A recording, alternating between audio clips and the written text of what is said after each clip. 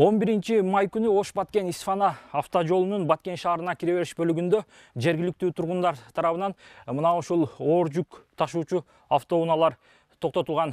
Негизинен 3 оор жүк ташуучу автоунаалар токтотулган. Жергиликтүү эл мына ушул оор жүк ташуучу автоунааларда Тажикстанга өтүүчү контрабандалык жүк болушу мүмкүн деген себеп менен токтоткон. Анткени мына ушул автоунаалар жүгү менен Тажикстанга таандык болгон. Токтоткон мезгилде жергиликтүү эл менен милиция кызматкерлеринин ортосунда араздашуу чыгып, бүгүнкү күндө мына ушул оор жүк ташуучу автоунаалар ушул жерге токтотулуп, териштирүү иштери жүргүзүлүүдө.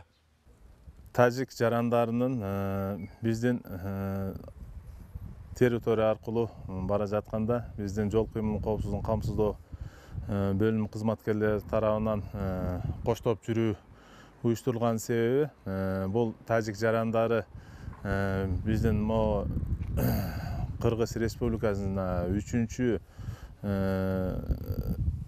мамлекет аркылуу кирип аткан, башкача айтканда Россия мамлекетинен Казакстан аркылуу бизге кирип, Тажик Республикасына өтүп бара жаткан ошо тажик жарандарынын жүктөрү бар экен. Ошол жүктөрдү биздин аймак аркылуу өтүп кетип аткан учурда аны текшерип териштирүү үчүн түз эле Тажик Республикасына өткөрүүбөстөн аны текшерип териштирүү үчүн айып токтотуу аянтчасына алып келүү үчүн биз өзүбүздүн аймакка киргенден коштоп жүрүп алып келе жаткан биздин кызматкерлер.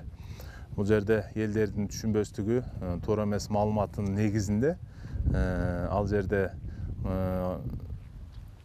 жол кыймылын коопсуздугун камсыздоо бөлүмүнүн кызматкерлери тарабынан коштоп жүрүү уюштурулуп атат.